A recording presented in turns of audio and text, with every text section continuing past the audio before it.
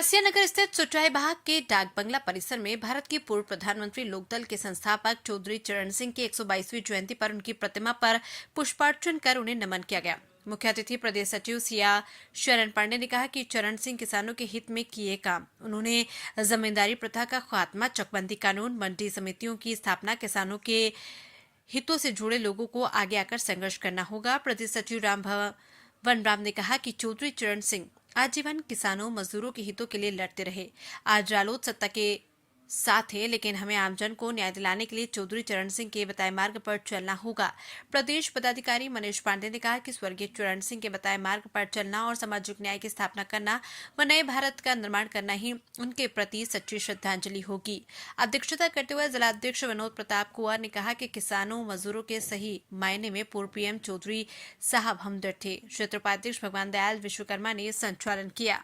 चौधरी साहब का जो कहा जाता है किसानों के संबंध से, किसान मजदूर रोजमर्रा काम करने वालों के लिए चौधरी साहब ने जमीन से जुड़ी हर बातें को उन्होंने गांव से लेकर और दिल्ली तक पहुंचाने का काम किया। और इन्हीं सारे नीतियों के वजह से हम लोग राष्ट्रीय लोक दल से जुड़े हुए हैं और एक बहुत लंबे अरसों से जुड़े हुए हैं। पार्टी पे तमाम प्रकार की आफतें आई, अन्य प्रकार की गठबंधन बना टूटा, लेकिन हम लोग विफल नहीं हुए। हम लोग जहां हैं वहीं पे मजबूती के साथ अपने राष्ट्रीय लोक दल के साथ खड़े हैं।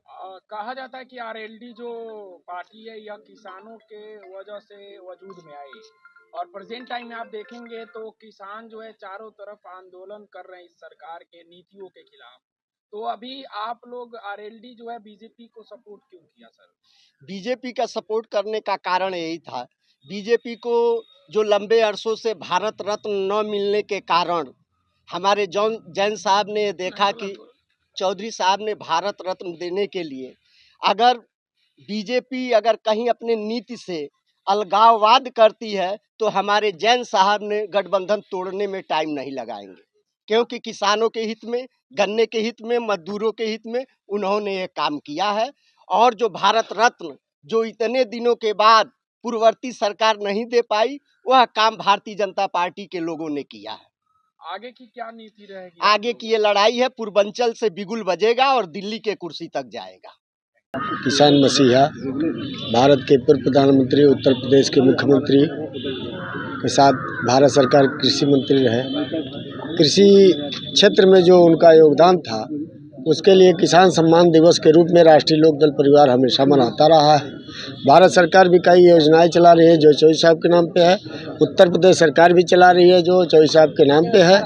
और आज का दिन उनकी जयंती का 122वां दिन है, इसलिए राष्ट्रीय लोक दल परिवार की तरफ से श्रद्धांजलि और नमन का कार्यक्रम पूरे देश में चलाया जा रहा है। ये कार्यक्रम का मुख्य उद्देश्य ये था कि हम इस जयंती समारोह के माध्यम से किसानों को, वंचितों के, अल्पसंख्यकों को, दलितों के और बेरोजगारों की समस्याओं को हम शासन प्रशासन तक ले जाएं, एक हमारा उद्देश्य भी था। और हम अपने महापुरुष को आज के दिन उनको नमन कर रहे हैं, याद कर रहे हैं। चौधरी साहब ने खासकर किसान समाज के लिए, जो गांव के 80% लोग हैं जो कि खेती किसानी करते हैं, उनके लिए बहुत बड़ा योगदान चौधरी साहब ने दिया। और उन्होंने किसानों के दुख और दर्द को समझा। उन्होंने अपने जीवन काल में 8 रुपये से 11 रुपये गन्ने का दाम बढ़ाया, हर नहरों को पानी दिलवाया, काफ़ी किसानों के हितों में उन्होंने काम किया। इसलिए हम आज उनको इस रूप में याद कर रहे हैं।